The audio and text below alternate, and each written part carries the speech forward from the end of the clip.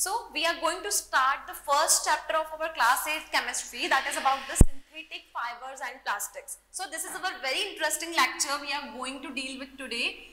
It is about synthetic fibers and plastic. अब synthetic fibre और plastic start करने से पहले हम ये डिस्कस करते हैं कि हम जो क्लोथ्स वेयर करते हैं, वो क्लोथ्स हम जो वेयर करते हैं वो फैब्रिक के बने होते हैं. तो जो हम क्लोथ्स वेयर करते हैं that is made up of fabric. तो वो क्लोथ्स हमारे फैब्रिक के बने होते हैं. अब फैब्रिक किससे बना होता है? फैब्रिक बहुत सारे फाइबर्स से मिलके बना होता है. तो फैब्रिक जो होता है हमारा, it is basically made up of fibres. वो हमारा फाइबर्स से मिलके बना होता है. अब होता क्या है, फाइबर मिलके फैब्रिक बना रहे हैं. तो फाइबर एक्चुअली क्या हुआ? फाइबर हमारे पास में एक थ्रेड हुआ, एक फिलामेंट हुआ, जिसकी हमने यार्निंग करके हमने क्या किया? फैब्रिक को फॉर्म किया. अब ये जो फैब्रिक होते हैं ना, वो एक सिंगल कैटेगरी में क्लासिफाई नहीं होते हैं. वो बेसिकली हमारे पास में दो कैटेगरीज में होते हैं.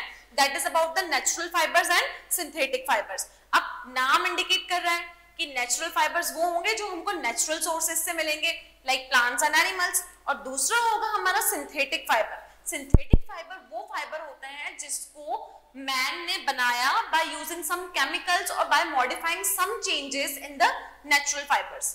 तो होता क्या है, पहले हम देख लेते हैं कि फाइबर क्या होता है.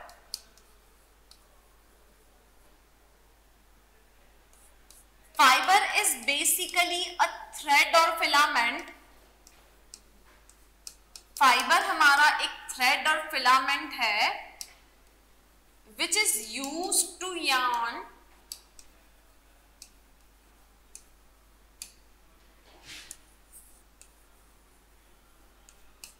फैब्रिक. फाइबर एक हमारा थ्रेड होता है और हम कह सकते हैं एक फिलामेंट होता है. तो उसी के बेसिस पे हमने फाइबर्स को दो कैटेगरी में क्लासिफाई किया. जो हमारी फर्स्ट कैटेगरी थी that is about the natural fibres, और दूसरी कैटेगरी हमारी क्या है?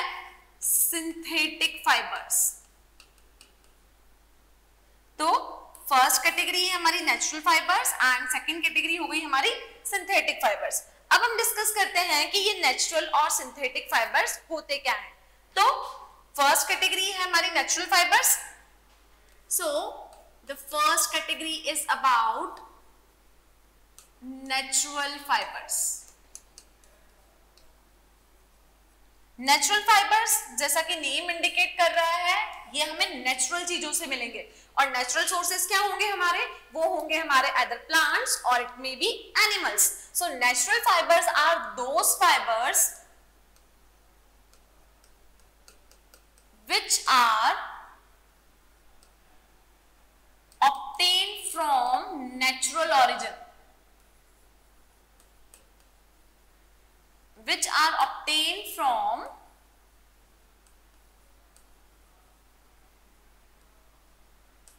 natural origin. अब वो नेचुरल ऑरिजिन क्या होगा? इट मे बी प्लांट्स और इट मे बी एनिमल्स. तो ये हो गई हमारी बात, definition about the natural fibres we have. तो ये हो गए हमारे नेचुरल फाइबर्स. अब नेचुरल फाइबर्स के लिए हम एक सबसे बेसिक एग्जांपल लेते हैं वूल का. वूल हमारे पास में फिलामेंट्स की फॉर्म में होती है, जिसको हम यार्न करके स्वेटर फॉर्म करते हैं, शॉल फॉर्म करते हैं. तो वो जो वूल है वो हमको किससे मिली? It may be obtained from the fleece of goat and sheep. तो हम ये कह सकते हैं कि वूल हमारा क्या है? नेचुरल फाइबर है. सिमिलरली अगर मैं बात करूं लिनन की, हमने सुना होगा कि लिनन की शर्ट्स होती है, लिनन के क्लोथ्स होते हैं. तो वो हमें मिलती है seeds of a flax plant. वो एक प्लांट होता है जिससे हमें वो सीड्स ऑब्टेन होती है. सिमिलरली अगर मैं सिल्क की बात करूं, तो सिल्क का जो थ्रेड है इनिशियली सिल्क वॉर्म से हमें ऑब्टेन हुआ था. It was obtain from the cocoon of the silkworm we have. Then after it has been made artificially. तो दो चीजें बनी बाद में, वो एक्चुअल में ओरिजिनल सिल्क नहीं थी, उनका रिजेम्बलेंस सिल्क के जैसा था, तो हमने उनको नाम दिया था अबाउट द आर्टिफिशियल सिल्क. लेकिन जो नेचुरल सिल्क थी वो हमें कहां से ऑब्टेन हुई थी? नेचुरल सिल्क तो हमें सिर्फ सिल्क वॉर्म से मिली थी. तो ऐसे बहुत सारे प्लांट्स एंड एनिमल्स हैं जिससे हमें फाइबर्स ऑब्टेन होते हैं और उन फाइबर्स को हम क्या बोलते हैं? Natural fibres.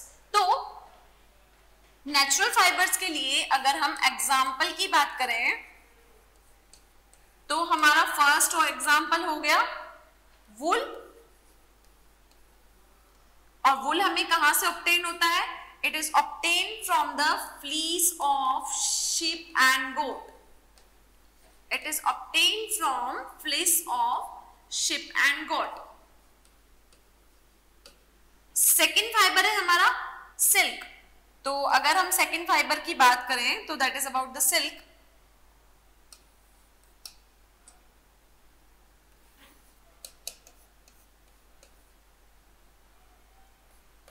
अब सिल्क क्या है? सिल्क हमें कैसे ऑब्टेन होगा? Silk is actually obtain from silkworm, और वो सिल्कवॉर्म के कौन से पार्ट से ऑब्टेन हुआ? It is obtain from the cocoon of the silkworm. तो ये हमारा दूसरा नेचुरल फाइबर है। अगर हम तीसरे नेचुरल फाइबर की बात करें तो जो तीसरा नेचुरल फाइबर है हमारे पास में थर्ड, ये हो गया हमारा फर्स्ट एग्जांपल, इसको हम लेते हैं सेकंड, और ये हो गया हमारा थर्ड। थर्ड जो एग्जांपल है हमारे पास वो है हमारे पास लिनन।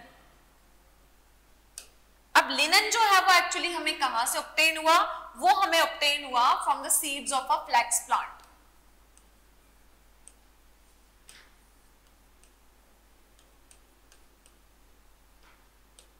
तो ये हो गए कुछ एग्जांपल्स हमारे पास में नेचुरल फाइबर्स के, जिसमें हमको फिलामेंट बेसिकली कहां से ऑब्टेन हो रहा है? हमें फिलामेंट प्लांट से ऑब्टेन हो रहा है। अब हम बात करते हैं हमारी सेकेंड कैटेगरी की, that is about the artificial fibres.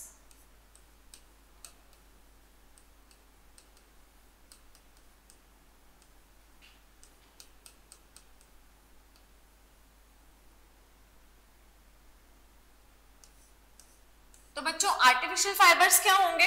जैसा कि नेम इंडिकेट कर रहा है वो एक्चुअली हमारे सिंथेटिक फाइबर्स होंगे, तो हम इनको सिंथेटिक फाइबर्स भी बोल सकते हैं। They are also known as synthetic fibres.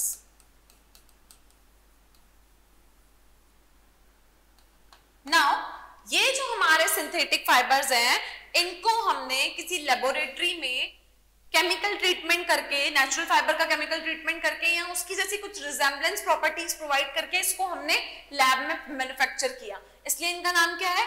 Synthetic fibres. तो these are the fibres prepared by man in laboratory.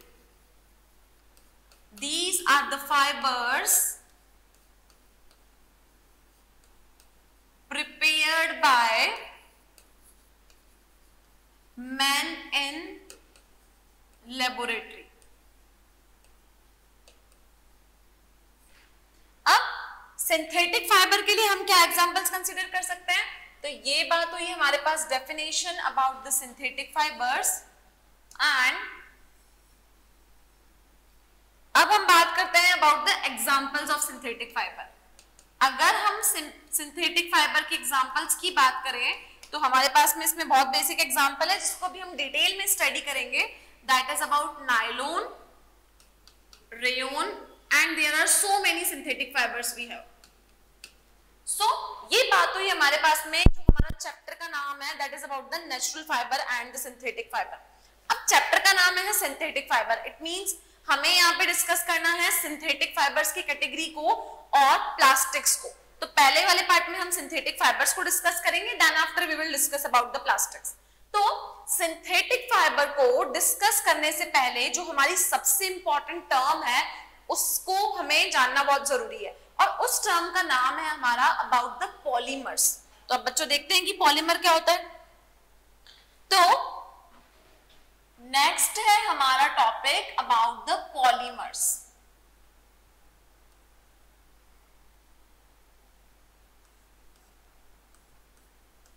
अब पॉलीमर क्या होता है? पॉलीमर एक्चुअली है ना, ये वर्ड एक ग्रीक लैंग्वेज से लिया गया है, पॉली प्लस मर। So this word has been taken from the Greek language. इसको हमने obtain किया है Greek language से। And in that Greek language, this word is constitute of two parts, poly plus mer. Here, poly means many. Poly का मतलब होता है हमारा many, और mer का मतलब होता है हमारे पास में यूनिट्स। तो ये पॉली मीन्स हो गया मैनी और मर का मतलब हो गया हमारे पास में यूनिट, तो it is basically a polymer. अब पॉलीमर एक्चुअली होता क्या है, तो इसके लिए हम एक एग्जांपल देखते हैं।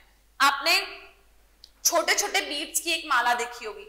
एक माला में अगर मैं छोटे छोटे मोतियों को काउंट करूं, तो अगर वो माला छोटे छोटे मोती से मिलके बनी गई है, तो वो जो छोटे छोटे मोती हैं वो उस माला को मिलके बना रहे हैं। इट मींस एक छोटा मोती दोबारा पूरी यूनिट में रिपीट हो रहा है, तो जो रिपीटिंग यूनिट है उसको हम बोलेंगे मोनोमर, और उसने जो पूरा कॉम्बिनेशन फॉर्म किया that will be your polymer.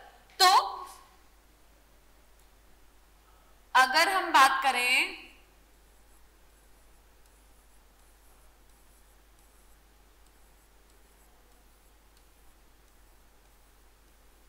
अगर ये एक हमारी माला है,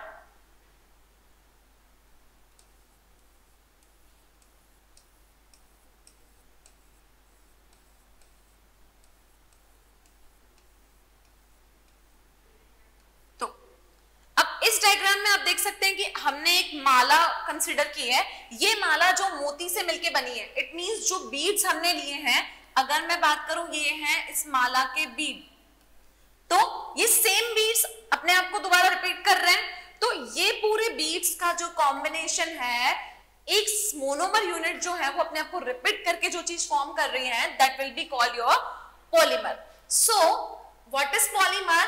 polymer is a combination of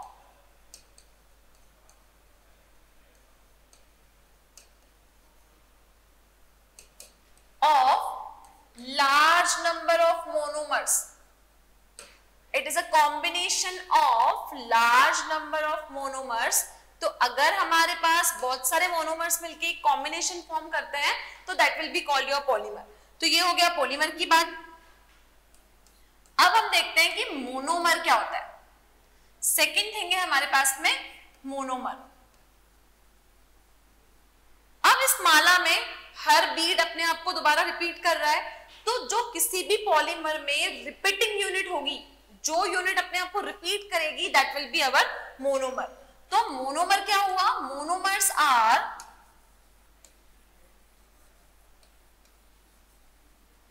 repeating units of polymer.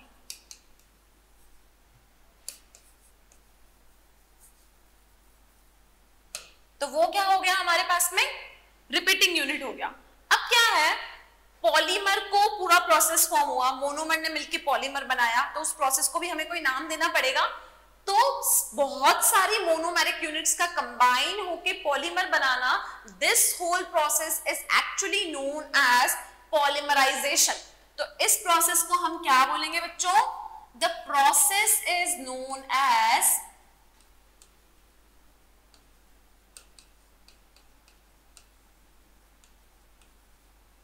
the process is known as polymerization। तो इस पूरी प्रोसेस को हम क्या बोलेंगे? पॉलीमराइजेशन। तो यहां पर हमारा एक बहुत इंपॉर्टेंट क्वेश्चन बनता है, define polymerization. So what is polymerization? Polymerization is actually a process in which large number of monomeric units are combined to give you a single unit. It means छोटे छोटे मोनोमर्स कंबाइन होकर हमको क्या देंगे? एक single unit देंगे, तो उसको हम क्या बोलेंगे? पॉलीमर बोलेंगे। तो इस कैटेगरी में, इस हमारे चैप्टर में हम बहुत सारे सिंथेटिक फाइबर्स के बारे में डिस्कस करेंगे जो बहुत इंपॉर्टेंट है। तो उसमें आपको उनके मोनोमर्स के बारे में, उनके कैरेक्टरिस्टिक्स के बारे में और उनके यूजेस के बारे में लर्न करना है। तो this is about the whole chapter we have. तो let's start with the types of the synthetic fibre we have. So our chapter is starting from here, that is about the types of synthetic fibre.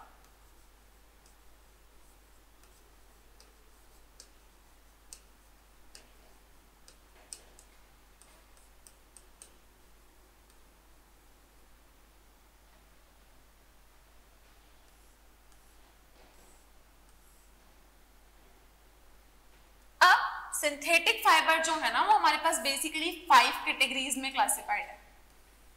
Synthetic fibres हमारे पास में 5 categories में classified है। अब जो first category है हमारी, that is about rayon, second one is nylon, third one is polyester, fourth one is acrylic and the last one is spandex. ये हमारे सिंथेटिक फाइबर हैं जिनके बारे में अब हम क्लास में डिस्कस करेंगे और उसके बाद हम अपना नेक्स्ट टॉपिक स्टार्ट करेंगे, that is about the plastics we have. तो ये जो फ्लो चार्ट है इसको आप ड्रॉ कर लीजिए ताकि आपको क्लियर रहे पिक्चर माइंड में कि हमें लाइन वाइज सारे कैरेक्टरिस्टिक्स एंड यूजेस को डिस्कस करना है। तो फर्स्ट जो कंपाउंड है ना हमारा सिंथेटिक फाइबर में वो हमारा रेयोन है। तो आज की क्लास में हम पहले रेयोन और नायलॉन का डिस्क्रिप्शन देखते हैं। तो our first category is about rayon we have. तो let's start with the rayon here.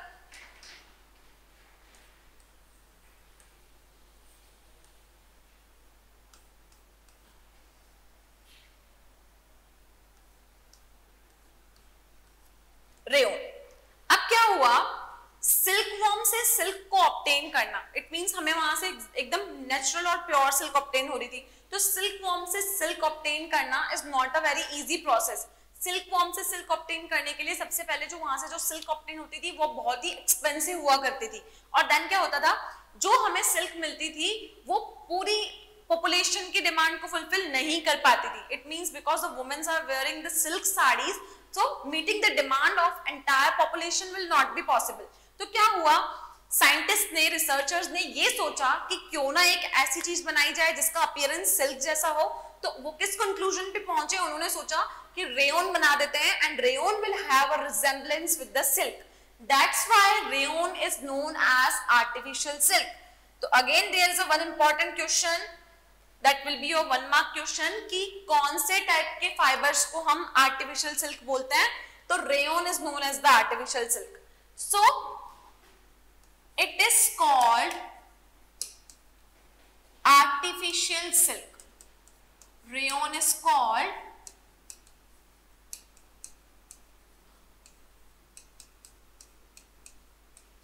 Artificial silk.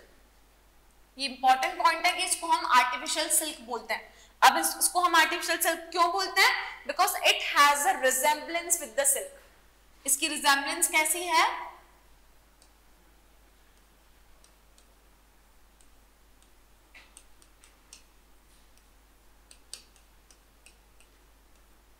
It has a resemblance with the silk. Now rayon को हम एक और नाम से बुलाते हैं, that is called the regenerated fibre. Regenerated fibre क्यों, क्योंकि इस फाइबर को दोबारा जनरेट किया गया है। So rayon is also known as, it is also known as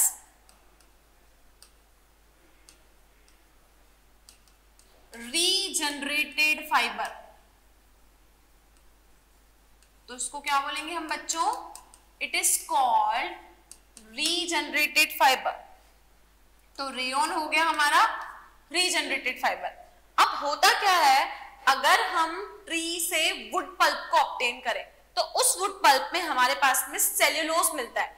तो उस सेल्यूलोज का जब हम केमिकली ट्रीटमेंट करते हैं तो जो कंपाउंड हमें मिलता है that will be our rayon. सो सबसे पहले इसका क्या प्रोसीजर होगा,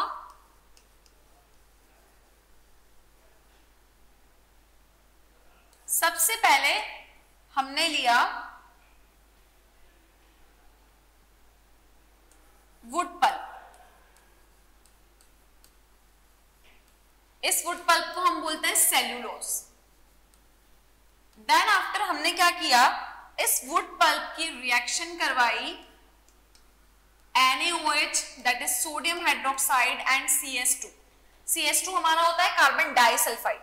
NaOH और CS2 के साथ इस वुड पल्प की रिएक्शन करवाने के बाद हमें क्या हुआ, हमें मिला एक विस्कोस। देन आफ्टर हमने क्या किया, इस विस्कोस को स्पिनरेट में डाला।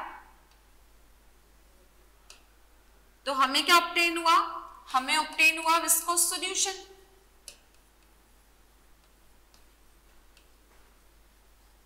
ये विस्कोस सॉल्यूशन ऑब्टेन होने के बाद हमने इसमें मिक्स किया डाइल्यूट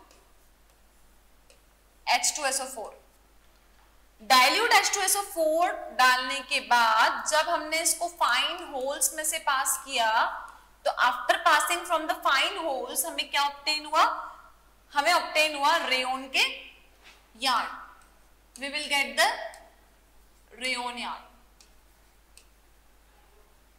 तो ये पूरी प्रोसेस थी हमारे पास में रेयन को मैन्युफैक्चरिंग करने की, कि वुड पल्प से हम कैसे कंटिन्यूअसली रेयन को ऑब्टेन कर सकते हैं। तो you can copy it from here, this is a whole flow chart for making the rayon we have, you just copy it from here.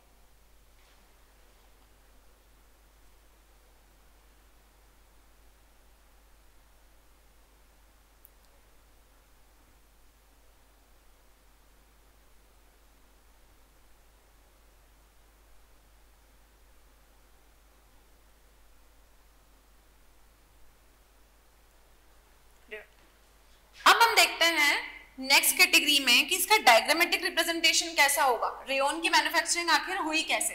तो सबसे पहले हमें ऑब्टेन हुआ वुड पल्प। इस वुड पल्प को हमने क्या बोला, सेल्यूलोज। इसकी मैन्युफैक्चरिंग के बाद हमें क्या ऑब्टेन हुआ, हमें मिला विस्कोस। अब हमने क्या किया, हमने कंसिडर किया एक स्पिनरेट, एक स्पिनरेट कंसिडर किया, और इस स्पिनरेट में क्या थे, स्पिनरेट में थे हमारे पास में फाइन होल्स, स्पिनरेट में हमारे पास थे फाइन होल्स। हमने क्या किया, जैसे ही इसको विस्कस में ट्रांसफर किया तो हमें यहां मिला विस्कोस सॉल्यूशन, यहां मिला हमें विस्कोस सॉल्यूशन। देन आफ्टर हमने क्या किया, इसकी फर्दर प्रोसेसिंग की, तो हमें ऑब्टेन हुआ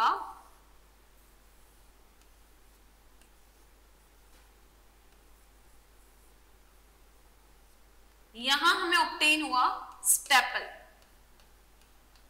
ये हमें ऑब्टेन हुआ स्टेपल। देन आफ्टर हमने क्या किया, इस स्टेपल में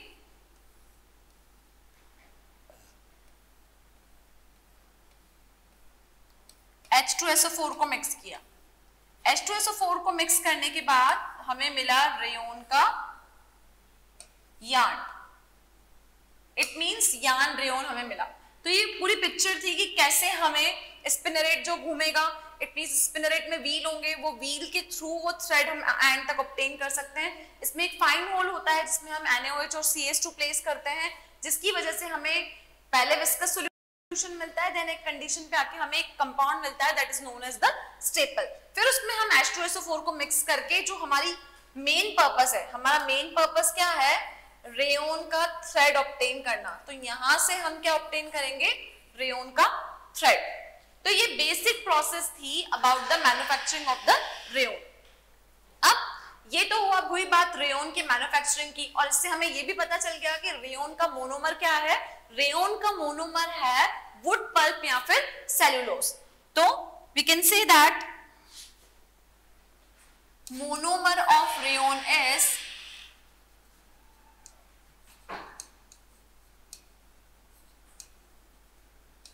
रेयन का मोनोमर क्या हुआ, सेल्यूलोज। तो it is a very important thing, क्योंकि कभी 1 मार्क क्वेश्चन में मोनोमेरिक यूनिट्स के बारे में यूजुअली पूछा जाता है। तो ये तो बात हुई about the manufacturing of the rayon. अब हम देखते हैं कि रेयन इतना ज्यादा वाइडली यूज क्यों है, रेयन की क्या कैरेक्टरिस्टिक्स हैं और इसके कहां-कहां पर बेसिक यूजेस हैं हमारे पास। तो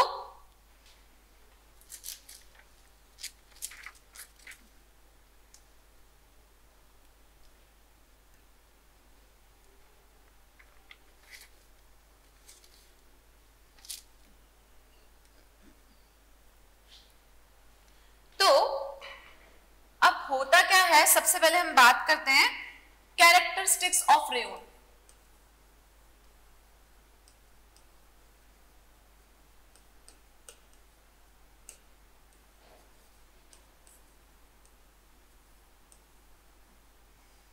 रेयन के क्या क्या कैरेक्टरिस्टिक्स होते हैं। अब जो रेयन का फर्स्ट कैरेक्टरिस्टिक है ना, वो सबसे इंपॉर्टेंट कैरेक्टरिस्टिक्स है that it is sweat absorbing. वो स्वेट को अब्सॉर्ब कर लेता है। अगर वो स्वेट को अब्सॉर्ब कर लेता है, दैट्स व्हाई हम क्या करते हैं, रेयन को क्लोथ्स बनाने में काम में लेते हैं। It is used for manufacturing shirts, tops, bedsheets, curtains. बहुत सारे एप्लीकेशन है हमारे डे टू डे लाइफ में जो कि क्लोथिंग के ऊपर बेस्ड है, वो रेयन से ही बनते हैं। तो इसका फर्स्ट कैरेक्टरिस्टिक क्या है, rayon is sweat resistant, sweat absorbing and it is provide resistant to heat। तो ये तो हो गया इसका फर्स्ट कैरेक्टरिस्टिक्स कि ये स्वेट को एब्जॉर्ब कर लेगा। अब रेयन का दूसरा कैरेक्टरिस्टिक क्या होता है कि हमने इसको सिल्क के जैसा बनाया है, तो सिल्क हमारा कैसा होता है, soft and shiny in appearance. तो इसका रिजेम्बलेंस सिल्क की तरह है, तो ये भी हमारा क्या होगा, shiny in appearance. So we can say that it is shiny in appearance. इसका अपीयरेंस कैसा होता है, शाइनी होता है। नेक्स्ट कैरेक्टरिस्टिक है इसका कि ये वेट में लाइट है, it is light in weight, इसका वेट बहुत लाइट है और ये ड्यूरेबल है। ड्यूरेबल मींस ये बहुत ज्यादा टाइम तक चल सकता है। नेक्स्ट है it is not attacked by moth, it is not attacked by moth, it means moth और इंसेक्ट्स इसके ऊपर अटैक नहीं कर सकते। And the last important one that it can be blended with any other fibre. अगर हमें किसी और फाइबर के साथ इसकी ब्लेंडिंग करनी है तो हम रेयन की ब्लेंडिंग करके कोई और फाइबर भी बना सकते हैं। तो ये हमारा स्वेट एब्जॉर्बिंग है, हीट रेजिस्टेंट है। एक और प्रॉपर्टी है इसकी, that is about the wrinkle resistant. इसके ऊपर रिंकल भी कम पड़ते हैं, तो it is wrinkle resistant also. अगर ये रिंकल रेजिस्टेंट है तो क्या होगा, हमें इसको कंटिन्यूअसली आयरन करने की नीड नहीं है। तो ये कुछ प्रॉपर्टी हुई that is about our rayon. अब रेयन की इतनी सारी प्रॉपर्टीज है, it means it has our wide application in our day to day life. तो अब हम देखते हैं कि रेयन के एप्लीकेशंस क्या हैं। तो our next topic is about uses of rayon।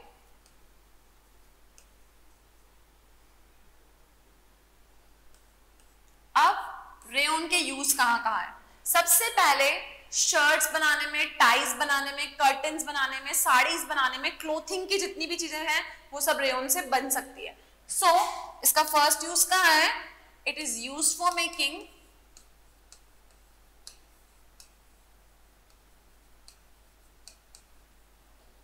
Shirts, saris और जितनी भी क्लोथिंग होती है ना वो हम इससे बना सकते हैं। सेकेंड एप्लीकेशन है इसका use for making ties. Ties बनाने में भी काम में आता है रेयन।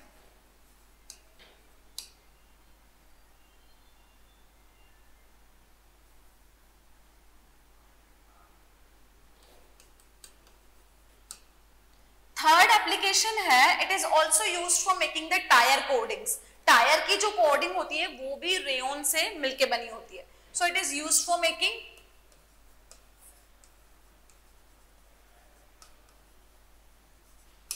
Tyre coding.